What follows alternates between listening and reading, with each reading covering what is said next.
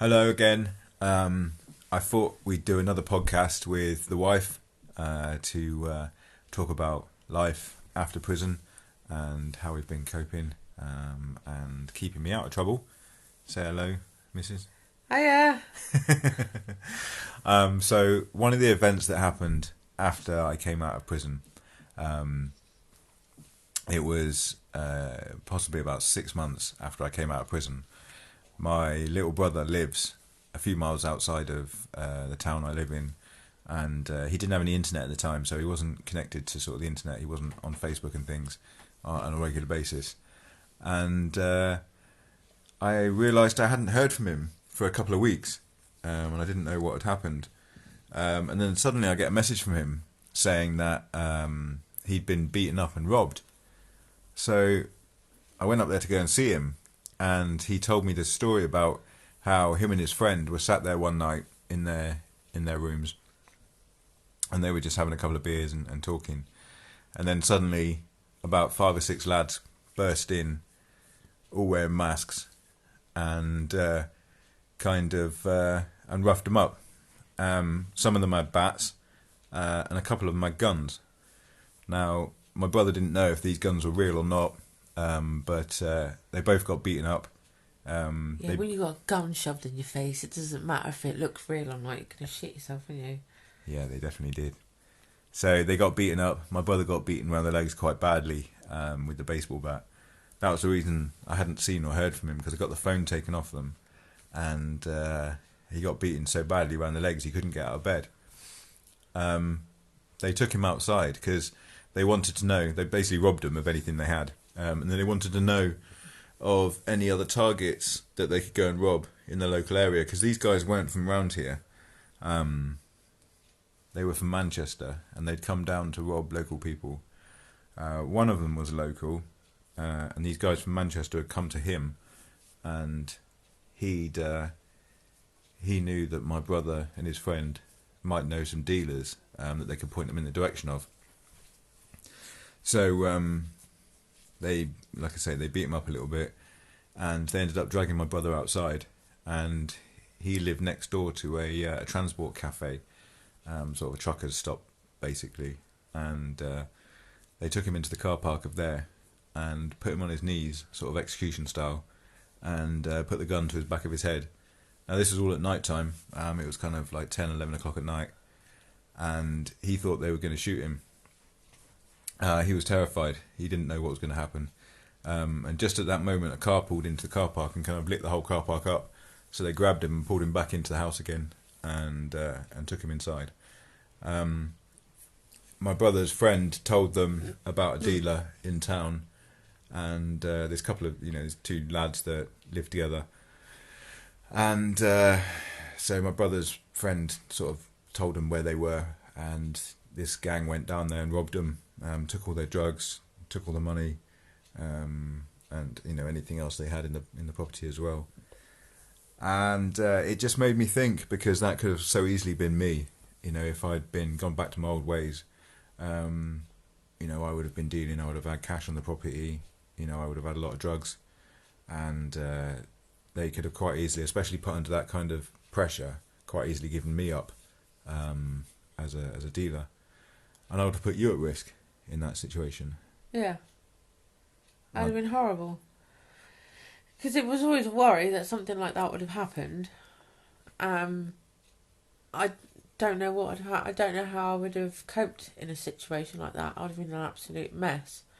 And I think as well, because of who you were and everything, and like the reputation that you used to have, you would have been a prime target for these people to come down. I think so as well.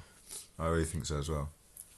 I think we would have quite easily got swept up in that, and ended up, with 5 or 6 people pushing their way in and probably grabbing you, and putting a gun to your head and making me give up whatever we had.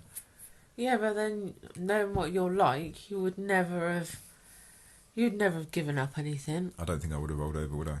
No, you'd have basically fought to the death.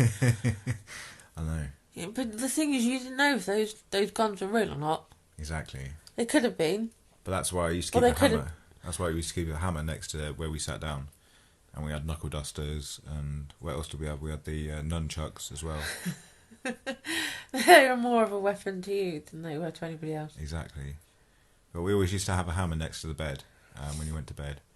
And we had a hammer down by the sofa where we used to sit down, so that if anybody burst in or anybody tried getting in, we'd always have a weapon to protect ourselves Yeah. at that last kind of ditch.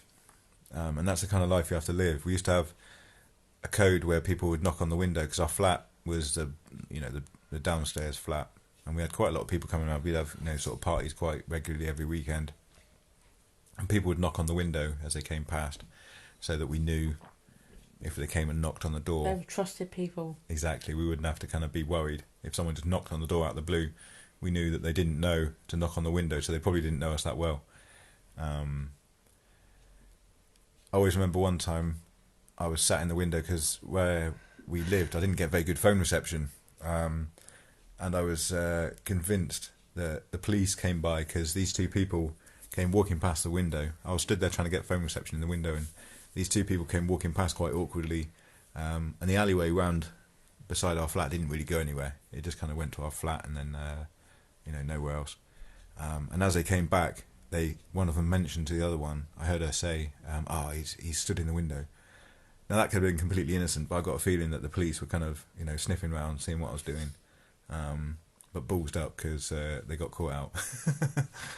So definitely my brother getting a gun put to his head and almost robbed. Well, he did get robbed, and the possibility of me getting robbed by these guys did shit me up and realise the kind of It's a bit of games. a wake up call, isn't it? Yeah, because I'd always been on the other end of it, and I never really kind of expected anyone to do it to me.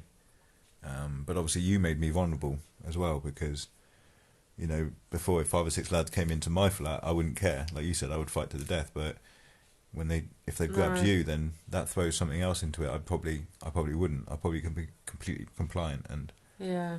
thingy. But Do you remember that time that guy that was quite notorious around our town for being quite a hard nut, yeah, and he decided to come over to the flat after he was being chased by the police, drunk. which fucked me off. Yeah, And and you then confronted him. he started on our friend, didn't he? He did. So I just sat in between the two of them, and put it on him like, don't start kicking off in my house. Why the hell are you coming over to our house when you were in the shit?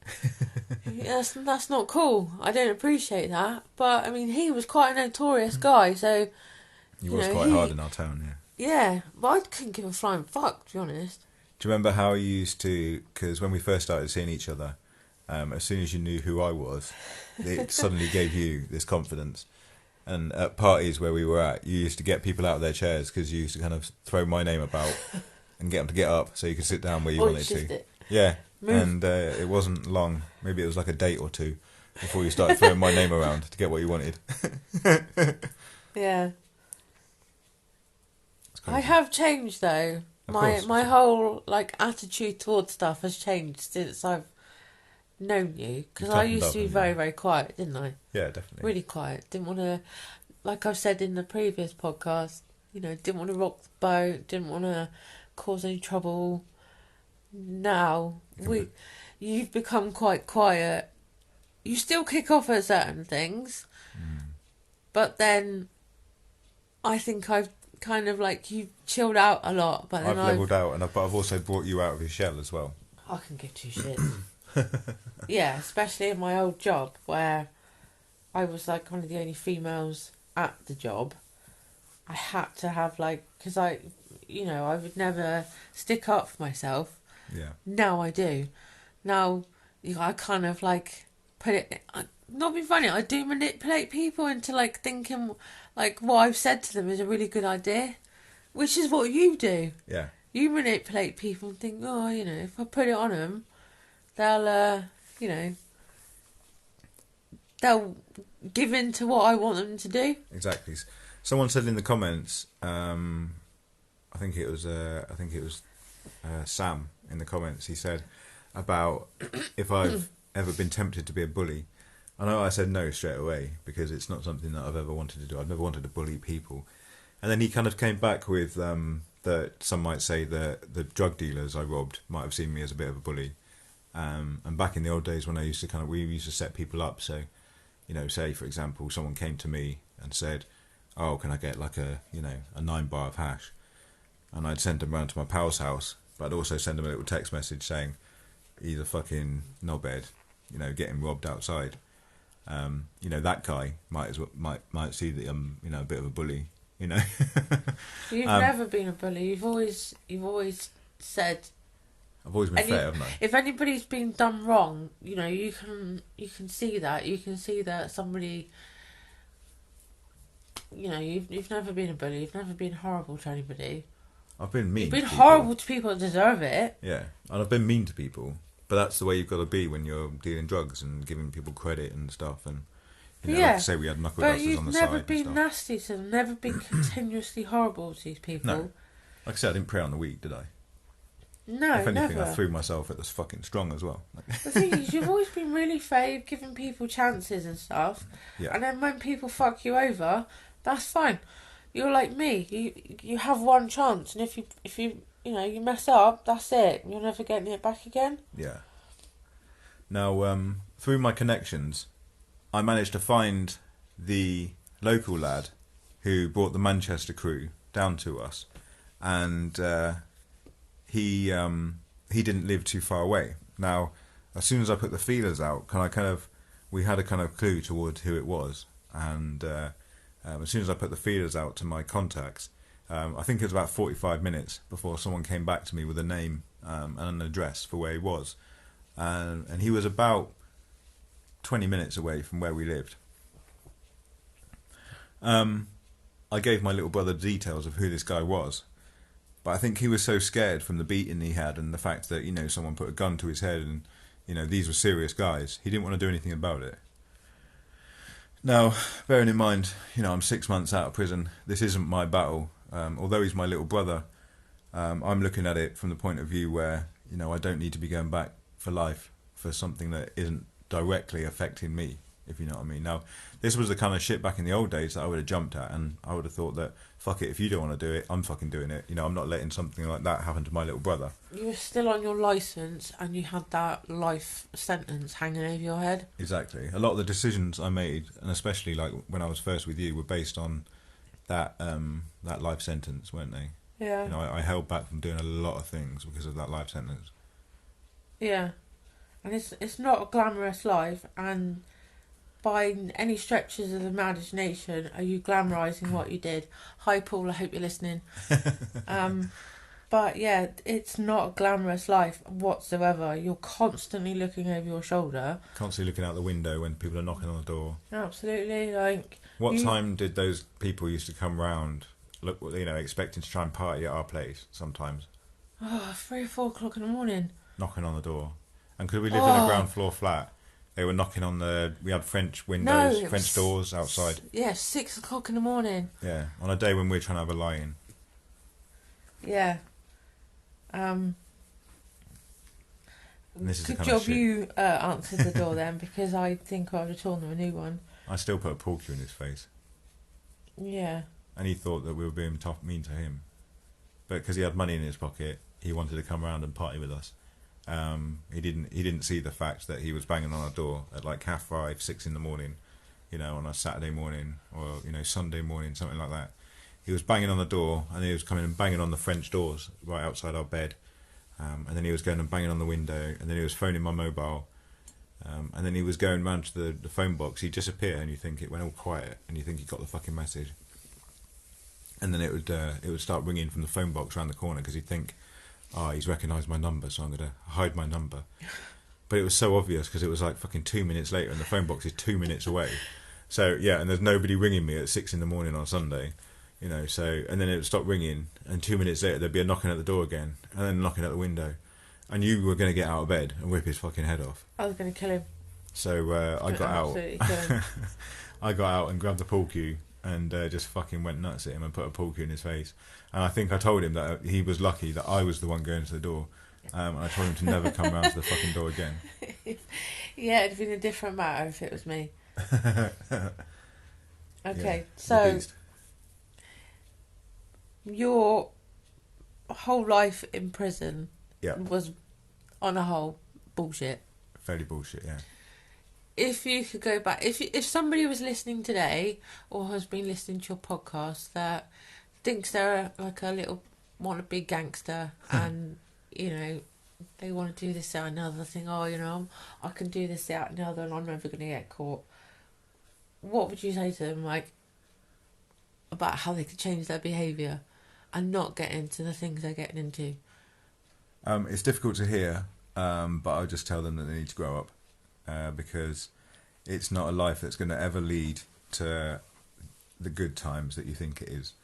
I often used to glamorise and sugarcoat my life quite a lot and think that, the lifestyle of not having to go to work, you get up, you have the spare cash to do what you want, it's you spend the time in the pub, you can just tell people you don't work, you can go and train for a couple of hours during the day, you get up at 10 o'clock in the morning, you can party all night if you want to, Thursday, Friday, Saturday, you can have a lie-in till lunchtime on Monday, your phone's constantly going because people want to buy drugs off you all the time, so you feel really popular. So it's an easy way to think that it's a really glamorous life, but you soon quickly realise that the minute you haven't got drugs, no one cares about you. Sometimes to keep up with the demand, you have to keep taking drugs, so you end up being an addict yourself. Living that kind of life doesn't promote a good, healthy structure of, yourself as a human being.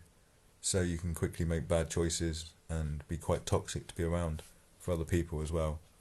I know when you were trying to hold down a job and I was partying all the time.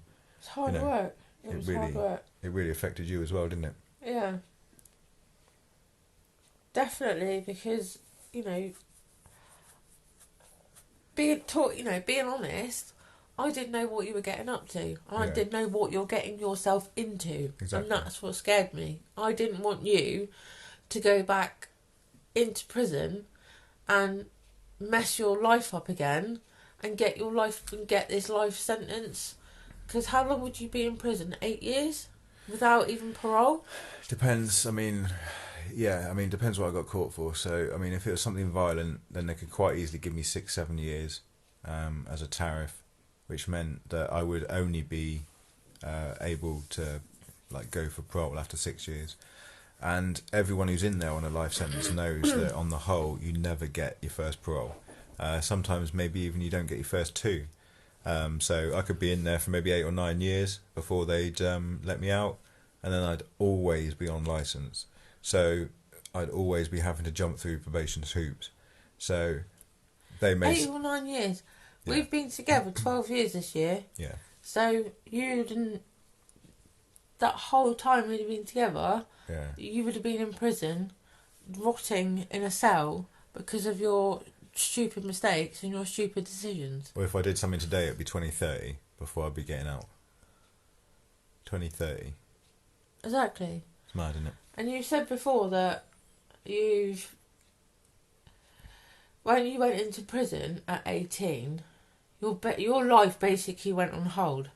Everybody, when you were outside of prison, they got on with their lives, they got jobs, they got in relationships, they got married, kids, blah, blah, blah, blah, blah. Your life stopped. So every time you came out of prison, it started again. So, in a way, when you came out of prison, you're basically, after all those, 8-9 years you was in prison? You were... I was still an 18-year-old, basically. Yeah. Or maybe just about stretched to 19. So imagine Maturity. another 9 years on top of that. Yeah. Yeah. But, yeah, no, I'll be honest, I was scared that I didn't know what you was getting up to. And I hated it. Because I know how you work, and if an opportunity arises in front of you, your brain starts making all these little connections, going, oh, yeah, I can do this, and I can do that. And I'm like, no, come on, think about it, don't be stupid. Well, it's like when people text me, every now and then someone texts me by mistake the other day. They didn't even mean to text me, but they asked me if I could get hold of any coke, and enough people do it every now and then, and I know people might, the place where I work at the moment, it's a sales environment, and probably half the sales floor do coke, and it wouldn't take me long until all of them came to me. I'd sell it off at cost, and I wouldn't cut it, and it wouldn't be long until they all came to me to buy coke, and I could quite easily get back into that lifestyle, and then I wouldn't work. I'd just be selling coke, yeah. But then one of them wouldn't pay. I'd have to kick their head in, and then I'd be back in my old fucking life again. Constantly looking over your shoulder. It's not a glamorous life at all. It is absolute nonsense. It really is. And the fact you have to sit up to like 4 or 5 in the morning for the proper coke addicts to be going and clearing out their bank accounts, and selling you their cars and PlayStations and stuff like that. So you've got to do a couple of grams every night to fucking stay up with them. Yeah, it's not life. It really isn't. One of the things I always regret as well from being in prison, it was on my 3rd or 4th sentence. I think it was about the 4th sentence actually, because I'd even stopped telling my family that I'd gone back to prison, because I just didn't want them to know. I'd told them so many times that this would be the last time, and that I wasn't going back again. So I didn't even tell my family that I'd gone back to prison. And about 2/3 of the way through this sentence, I was working in the kitchens. I was there with my brother, and one of the prison staff come over to me and said, it was actually the chaplain was there. The prison chaplain, it's their role actually to come and kind of give you this kind of news that my granddad on my dad's side had died. He was in his 80s and he had been quite sick, and he kind of died of natural causes. But my uncle had phoned the prison because they couldn't find me anywhere else. They kind of phoned around the handful of people that they knew and places where they thought I might be, and they couldn't find me. So one of those places on the list was Dartmoor. So they just phoned Dartmoor, and there I was, which was depressing as fuck that would even be on someone's list of places they'd look for you.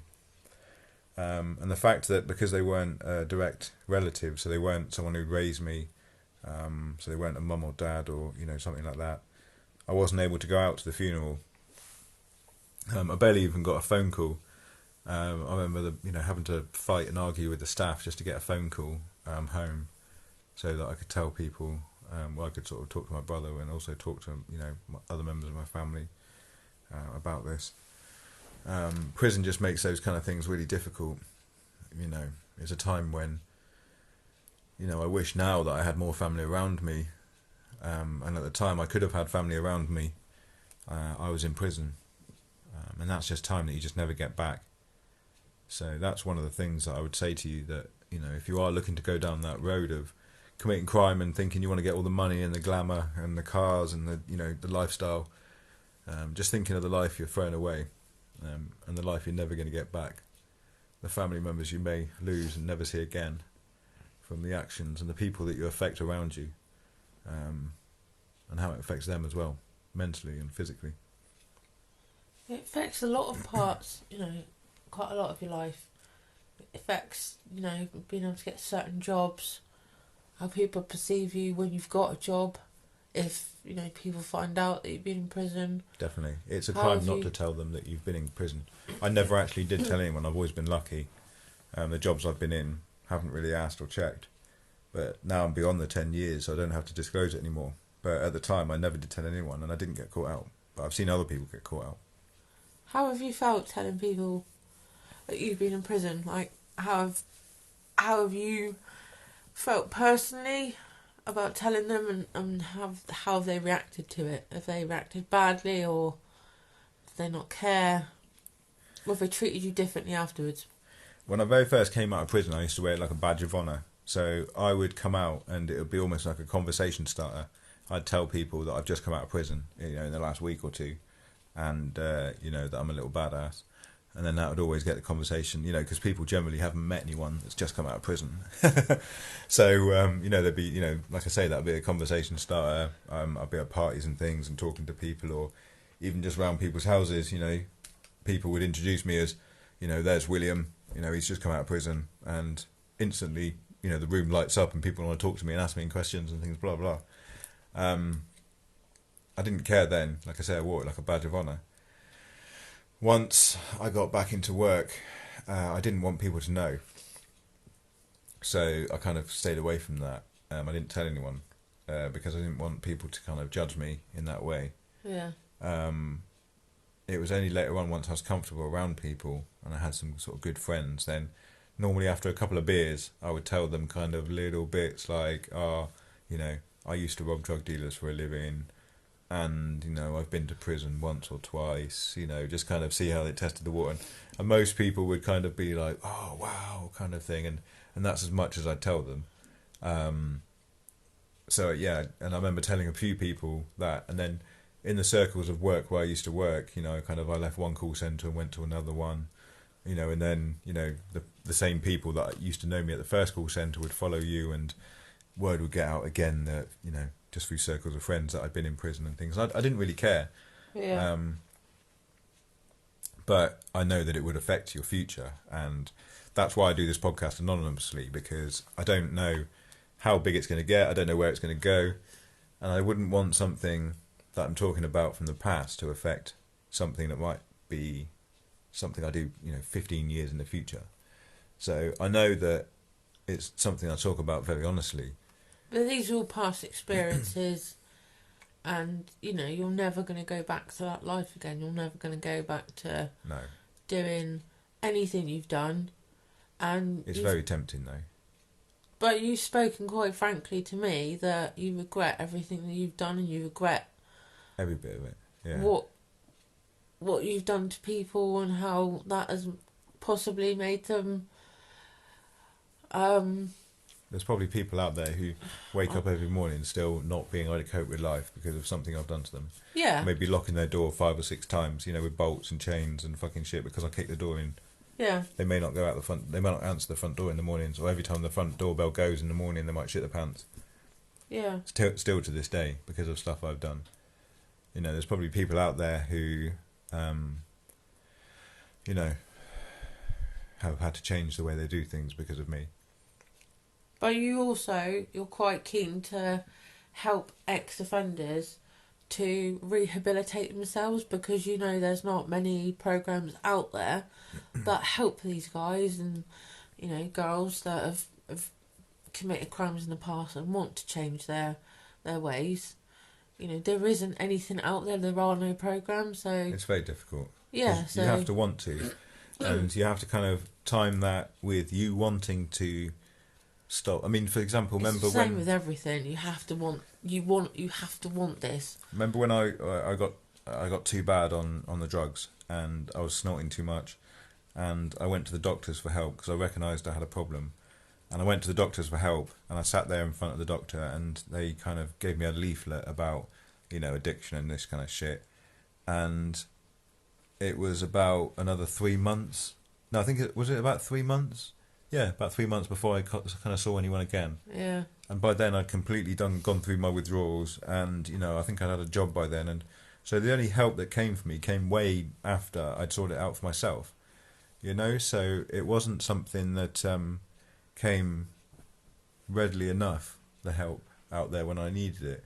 So again, it's kind of driven by you wanting to do it, and then hopefully there being some help available from some sort of outside source, because it's very difficult to be driven. The amount of times in other sentences, like back in before sentences, that I've wanted to, I've gone to go and get jobs and things, and I've worked for a few weeks, and then the money you make and the shit you have to take is so much.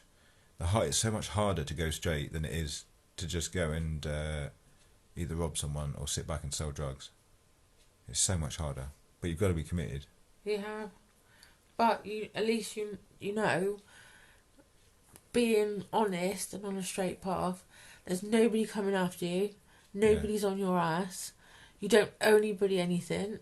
You're an honest person. You're doing everything you can, and I know it's hard work and everything, but I used to have nightmares. I think just having that comfort of knowing that everything you're doing is straight. Nobody's after me. Nobody wants me. The police aren't going to kick my door in. It's just, that to me is priceless. I used to have nightmares about people kicking the door in, and me holding the door back, and then pushing and pushing, and me eventually being pushed back, and about 5 or 6 people just rushing in, and fucking overpowering me, and I'd wake up screaming, and jumping out of bed, and this is the kind of way it affects you mentally that you don't think about. So again, going back to your question of what would I say to some person who was my age back, because I got away for it. Sorry, I got away with it for a long time. So I started selling drugs around sort of 14, 15, and I didn't really get into any serious trouble until I was about 17. So I had about 4 years of going, making good money, sitting in a pub all day, living life. It paid for my accommodation. Didn't have to work, I made good money sometimes, I made no money other times, but I saw people who worked as a job as fucking idiots. I genuinely did, because I just thought, you can sit back and make more money than that in your bedsit and not have to put up with that shit. And then obviously once you get onto the police's radar for what you're doing, then it's non-stop, because they've got crime figures to fucking meet. And they're not stupid as well, so as soon as they start hearing, I got banned from my hometown once because, I was getting too violent, and so many people going to the police saying that Williams punched me in the mouth and, kicked my door in and stuff. And even though they couldn't get anything to stick, they just it happened so many times. This was before ASBOs, so it was basically, they just drew a line. They showed me a map and just drew a line around the outside of the town, and said, you cannot cross this line, and if you get caught inside this line, you'll be arrested on the spot. Now the problem is obviously because I was signing on, and a job centre was in that town, so I had to get permission to go inside to the job centre, and then I had to quickly get out again. And I also lived in the town at the time, so I had to go and get somewhere else to live, because they'd banned me from that area. Do you remember have you told the guys that listen to your podcast about the mobile phone that you lent to that guy so he could test out his new app for your boss's business? I did. I don't remember which podcast it's in. It might be in the prison violence one, or it might be in the staying out one, actually. So they know about the nonce. They know about the nonce. He came to. I'll just recap. I was working in a company where I was helping design an app. We worked with an outside app designer who asked me, because he had an Android phone and he didn't have an Apple phone to test it on. So my wife had just upgraded her phone, so she had a spare Apple phone. We lent the Apple phone to him. We factory reset it. It was just a blank phone. We lent it to him to do the app testing. A few weeks after that, he just kind of disappeared from the office block that we was in. I was emailing him, I was phoning him, couldn't get hold of him. Yeah, we just wanted the phone back, didn't we? Because it's only supposed to have it for 2 weeks. Exactly. So, on a personal level, we wanted the phone back. On a business level, we'd given him a lot of money to develop this app for us, and we put a lot of hard work in it, and then suddenly he'd just gone. Now, as part of my work before as a debt collector and a drug dealer, I used to trace people, so I managed to find him quite quickly, and I turned up on his doorstep first thing in the morning.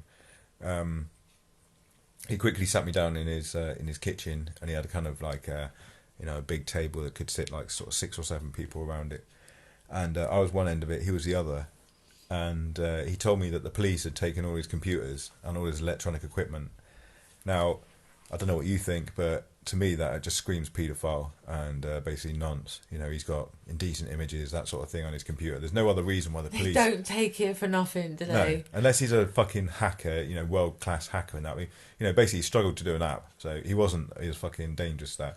He was basically a nonce, So I lost it. This was one of the very few times in my life where I've ever kind of seen stars in front of my eyes, and I've had that kind of seeing red, like people say.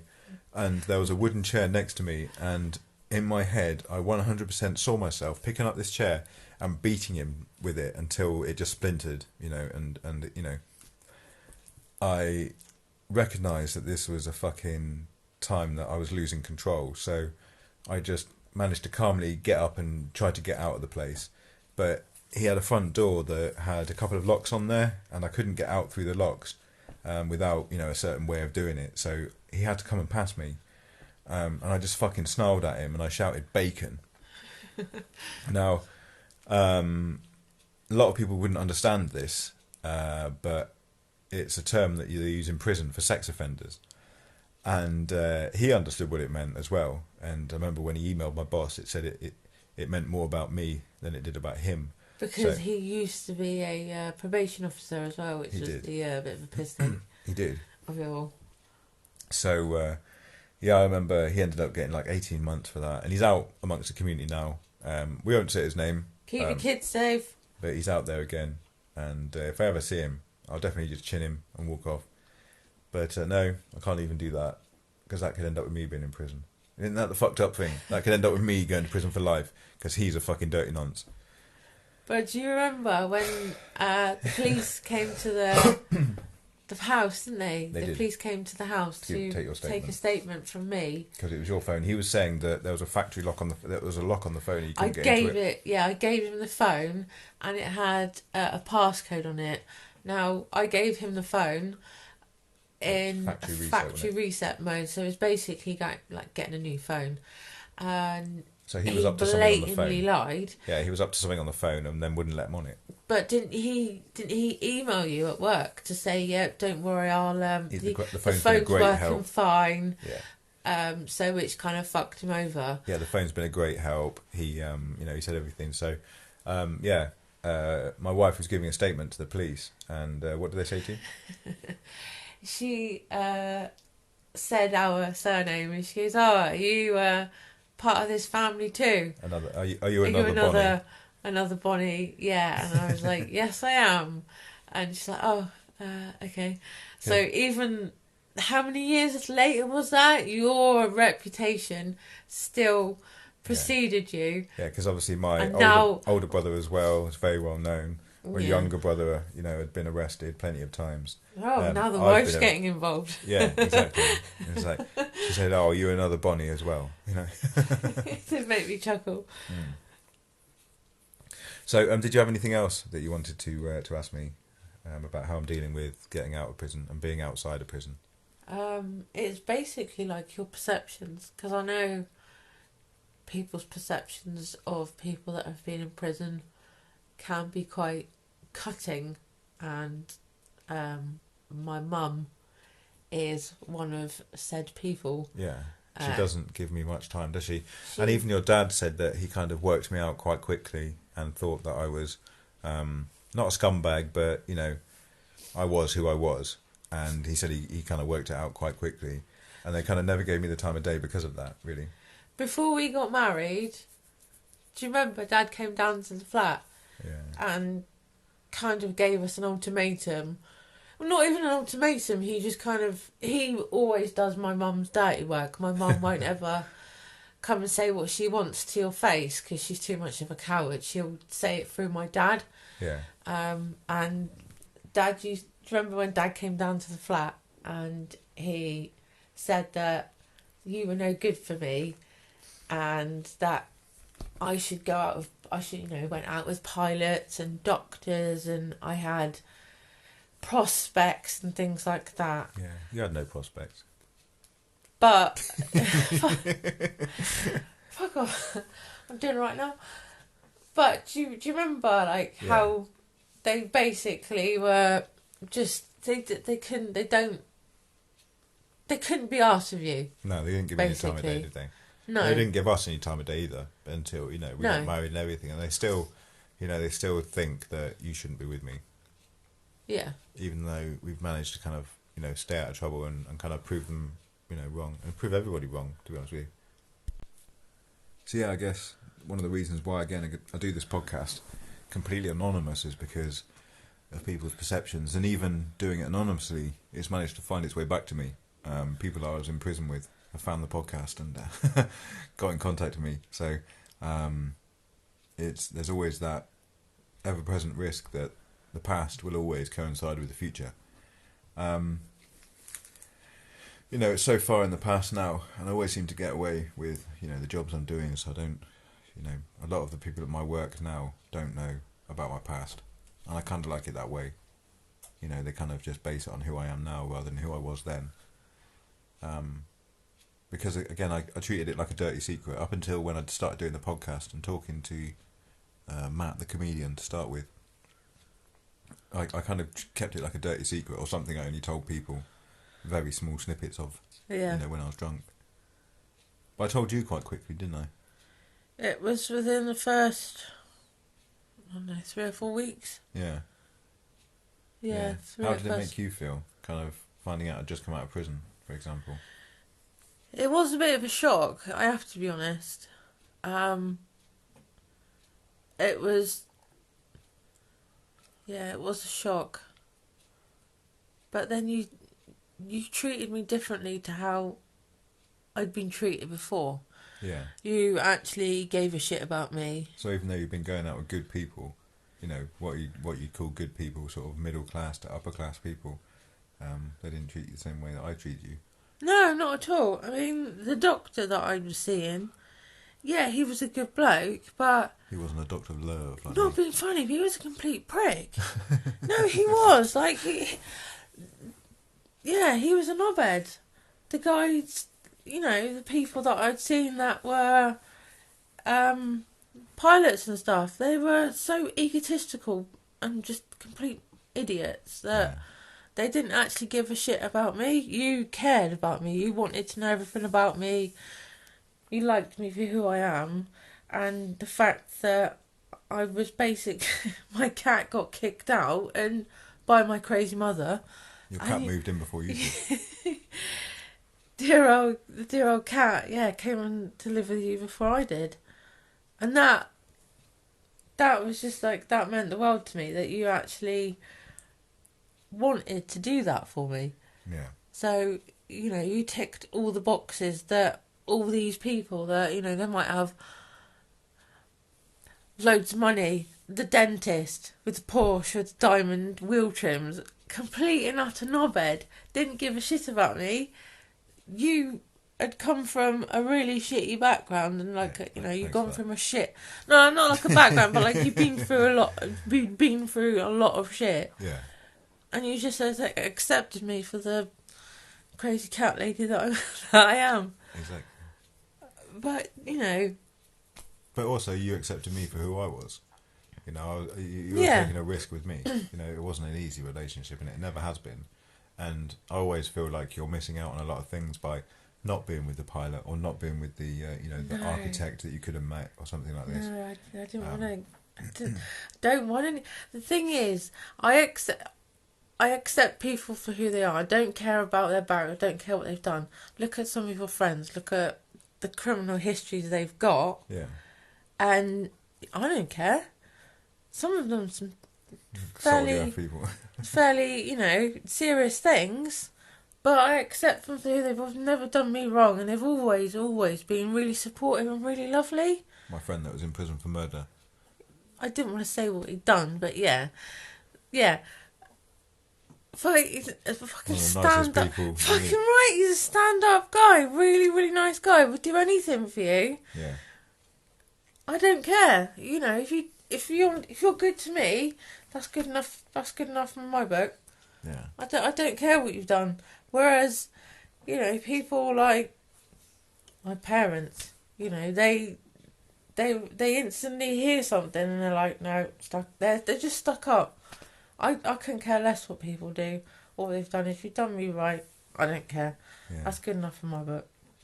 So I mean, going back to perception again, it's something that when I came out of prison, I didn't care about who knew.